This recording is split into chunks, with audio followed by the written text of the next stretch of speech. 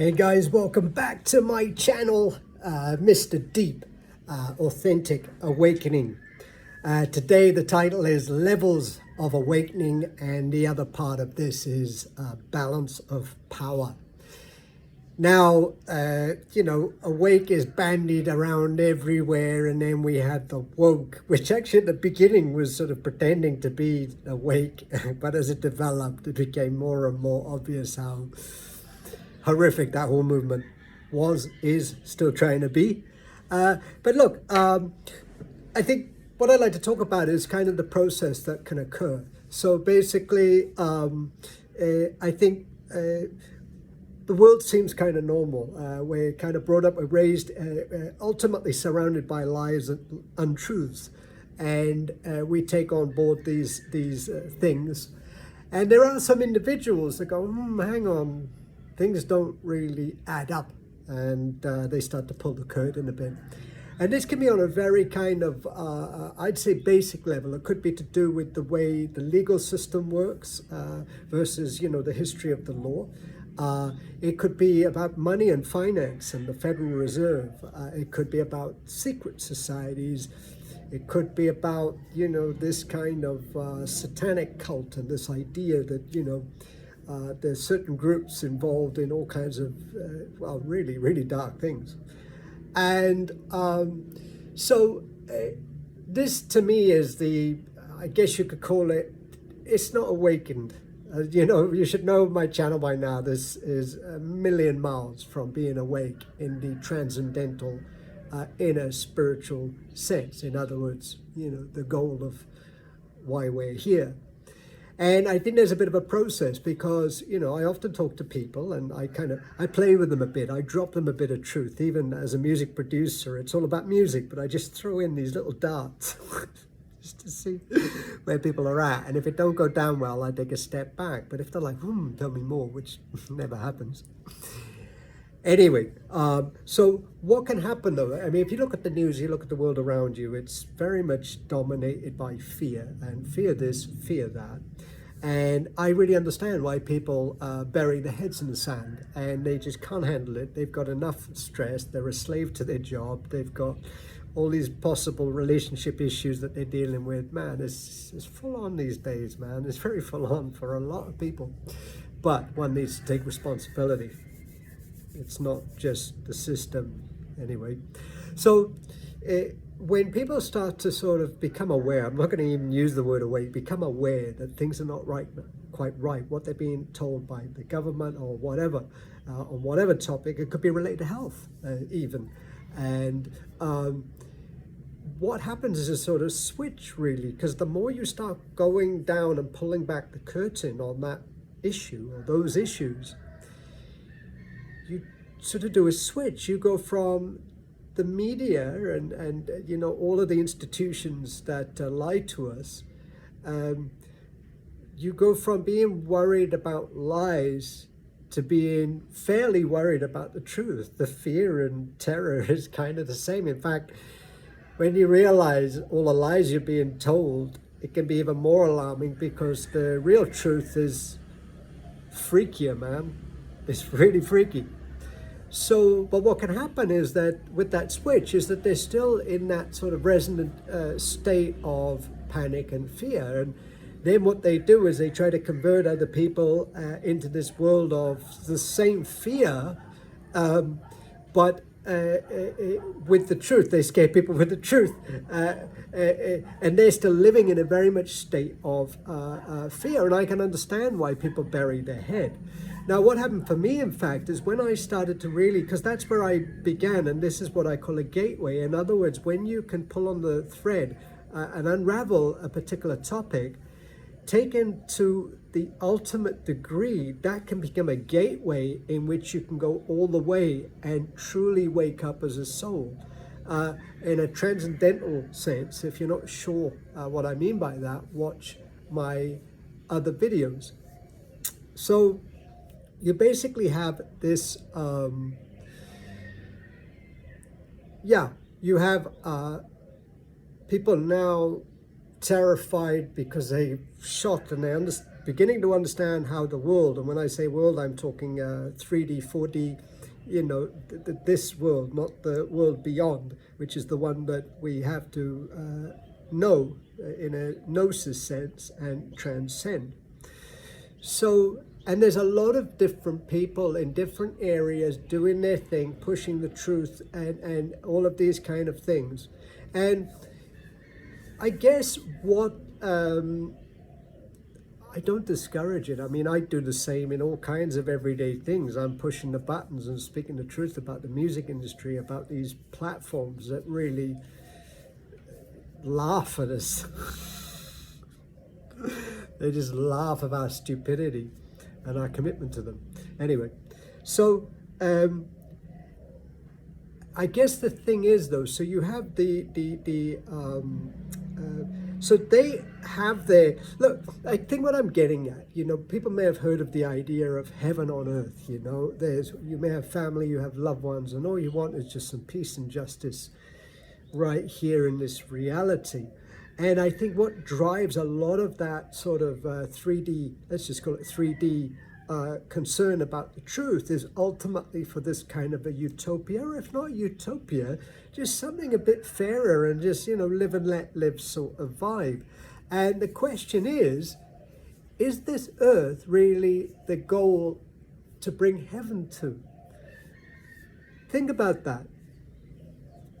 Because on a deeper level, I think everyone that hasn't really woken up, that's what it's about. I want to be here in the 3D and I want to be able to live my life. And there's a lot of people doing good in that area because what they're exposing needs to be exposed. But I think behind all of this is this core idea that is meant to work here. Now, I would say to you that heaven is in heaven and earth is on earth. I'm going to put some ideas to you that challenge this heaven on earth type of idea. What if this reality experience is but a simulation, a game or a trick? I don't know how it works, but on some level of agreement or trickery, we're in this reality. I mean, I already know that I broadcast here. What that means is I'm here in 3D, but who I am is outside of time and space. That's not something I believe, it's something I know. Gnosis. It has been revealed to me. And this is where the idea of heaven sort of comes from, to a degree, that is. Because, you know, you have the Christians waiting, hey, you know, wait till I get to heaven and I'll be good and all of that. Heaven is the revealed reality that you're broadcasting. This is a broadcast. Well, this is a double broadcast. But you're broadcasting. You currently sit outside time and space, and you're here simultaneously. Now, there's different ideas about this. Some say that, you know, there's obviously talk about the fall of man and all these kind of different stories associated with it. But, you know, there's different variations, like we're actually in some kind of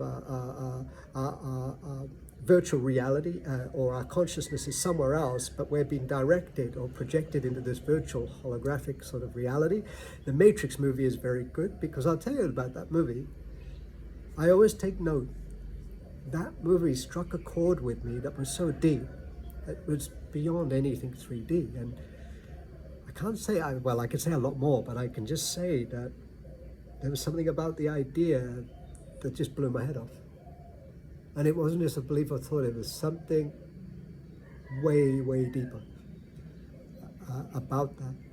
So, you have some of these, you know, thinkers of the day that it's saying, hey, if we look at certain aspects of reality, it's code. This has come up several times. And then you've got, what's his name? Neil Bostrom, it's something like this, and he's a futurist sort of philosopher, and he talks about simulated realities. And, you know, he hypothesizes that, you know, if we reach an intelligence in which we can simulate realities, there's good movies on this too. Would we not create those simulated realities and project ourselves into them as gods. Have we not already done that? Or if we reach a point where we're just on that verge, does society collapse or civilization collapse? So he gets very into these sort of ideas, and I find these ideas interesting. And furthermore, I would say there's a great book called, it's a free PDF, Synthetic Intelligence something or other. It's written by Wes Penre, W-E-S, separate word, Penre, P-E-N-R-E. It's available online. You'll have to like dig a bit because you know how Google kind of, gives you what it wants when you search. But basically, one thing that really struck me was the more I understood transhumanism and artificial intelligence and the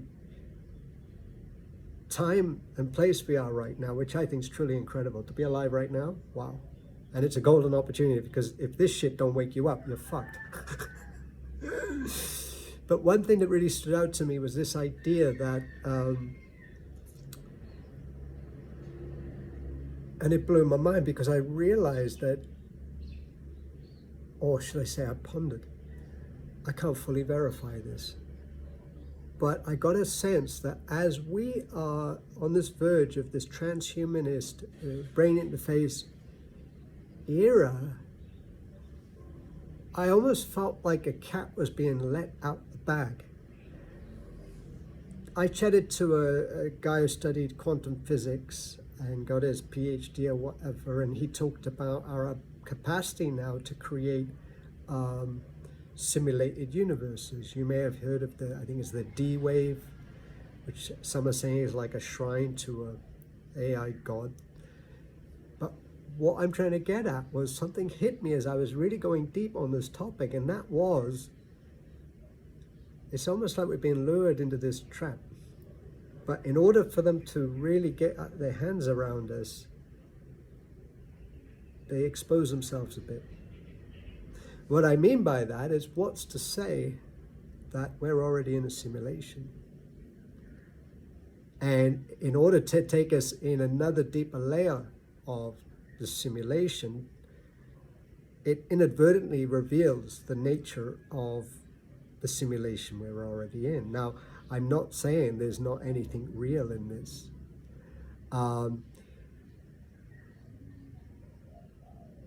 There is something real in this.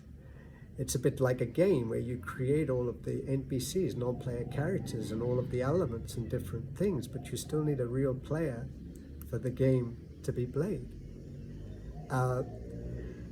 Anyway, back to this idea of heaven on earth. And relating to this, because what I think, this may be a simulation, but there is something divine placed or trapped within it. And what's to say, when we look at the world, when we look at even wildlife and the competitiveness and its pretty hardcore nature, as much as I love it, but what if this is but a mere reflection? What if the essence of what a bird and a tree and and even a man, and when I say man or a woman, I mean those that are of the divine. I think this game is full of NPCs. And I think that the prize is that handful that belong to the vine, that belong to the Father, Mother. But what, I forgot my question now. Okay, back to this simulation idea and this game idea and this, all right, let's take it back. I'm doing my best because I don't have a script, but basically, heaven on earth. And, okay, I get it now, but what if, as much as we love nature, it is the essence of, but what this is in and of itself is something divine and so mind-blowing and wonderful, and as much as you love nature and go, kapow, wow, it's still a reflection. It still ain't the real thing. This is the trap. Because when we see the reflection, we see God in it. Because there is God in it. And yet it's still not what it truly is in and of itself. Partly because of the simulation. And partly maybe because of the way we might have been modified in what we were organically, that we have this sheet or this cover or this clothing or vehicle that doesn't permit us to perceive things in and of themselves. And this is where it gets interesting with psychedelics, because maybe that starts to, give us that sense. But I do want to warn, if you're not spiritually evolved, watch out. And, it's quite funny when I remember chatting to these young dudes about the spiritual stuff, and, they were kind of acid boys, and I saw that on an acid trip. I don't do any of that stuff. I had a really bad trip when I was 17. I need to kill myself. But my point is, you don't need that, and in fact, it's generally really dangerous. Now, I wouldn't say that if we lived in sort of shamanic cultures that have a few thousand-year history. And I also want to add, of all of the fakers, mate, they've done no emotional work, they've done no development, and they go in with all these ayahuascas hoping, man, welcome to, enjoy your possession, because that's what it is. You're going to be bled dry, and you're going to think, you're going, whoa, be careful with all of that stuff. So yeah, back to the reflection, what is, as in, if you watch my videos, I'm mad on nature, but maybe it's because the essence is divine, and yet we're still in a simulated reality. Maybe that capturing this spark within man in this simulated reality, capturing the spark of the things of nature that actually in and of themselves are something way more beautiful, is what keeps us in this trap of simulation, thinking we have to make heaven on earth here. Do you see what I'm getting at?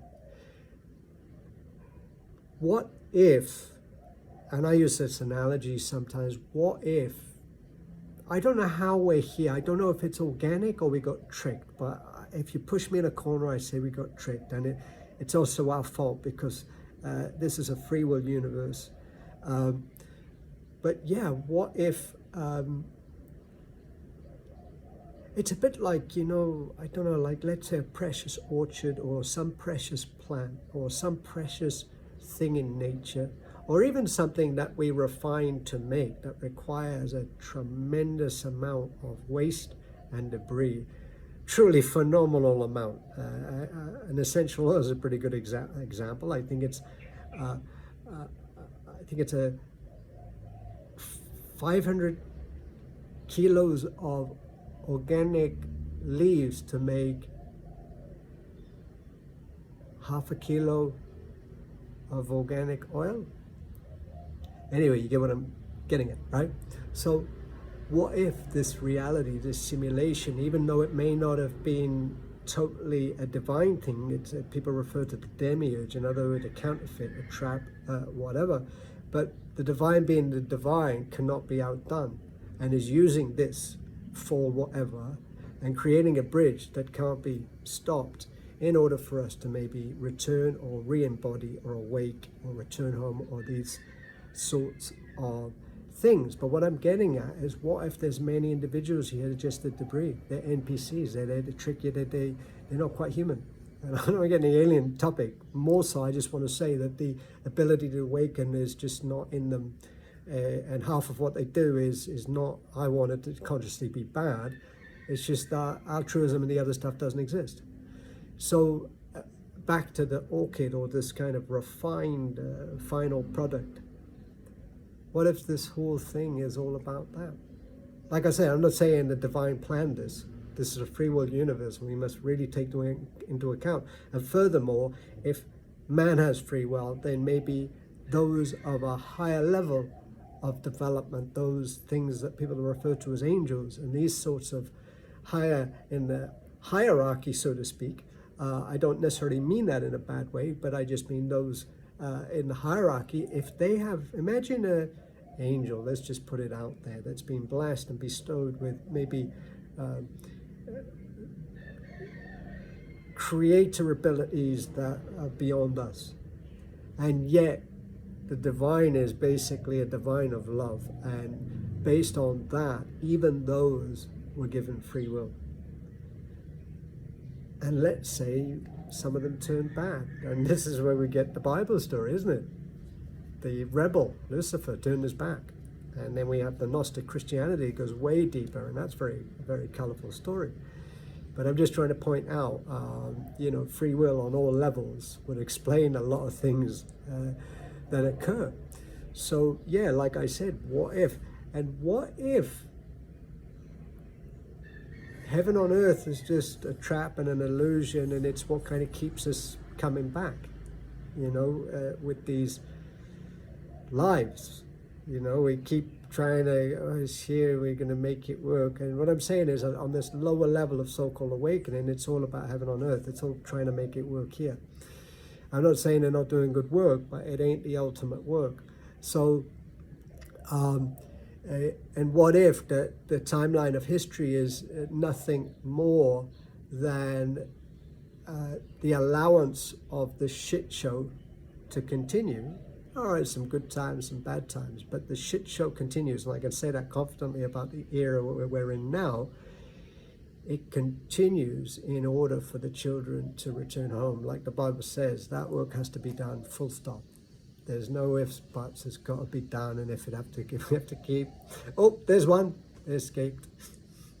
100 years, 200 years. Because, again, time is a trick too. Time is not real, it's part of the game. So, so basically, and this is what I want to talk about as well. So,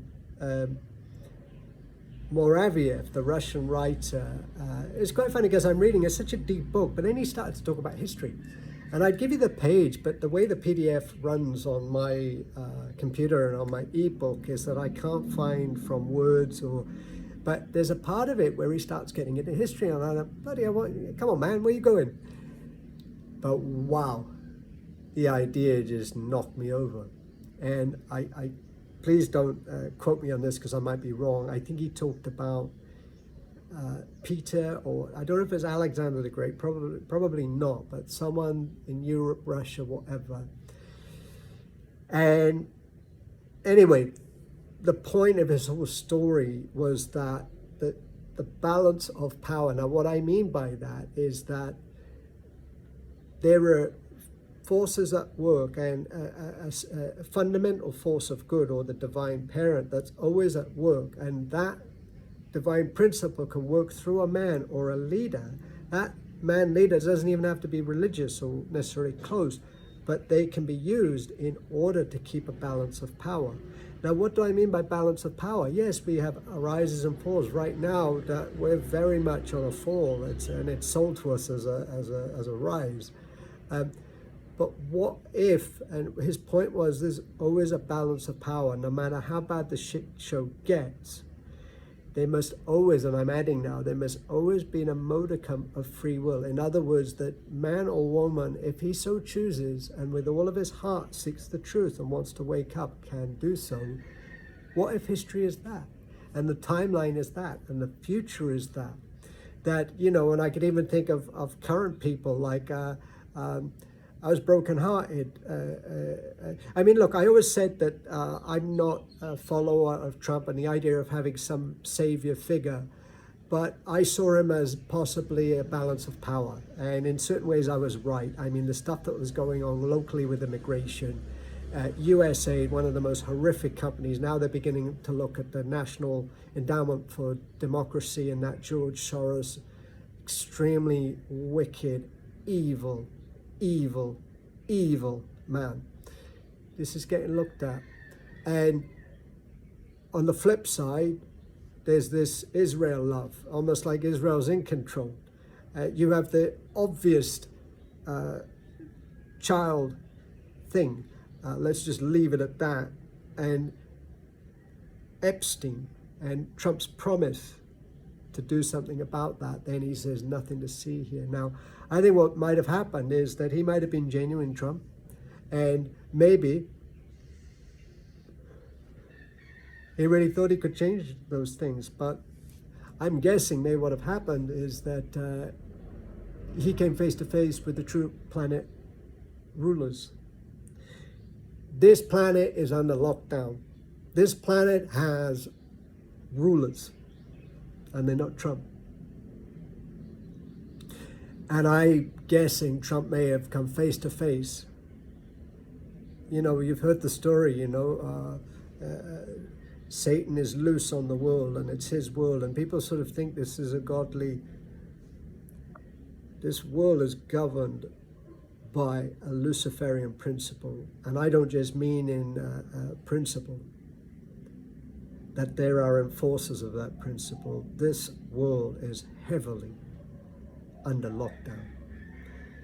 So anyway, back to the balance of power. And I think Trump, despite those glaringly crazy things that occurred, the attack on Iran, the obedience almost to Israel, I won't say much more about that, looked the other way with Epstein.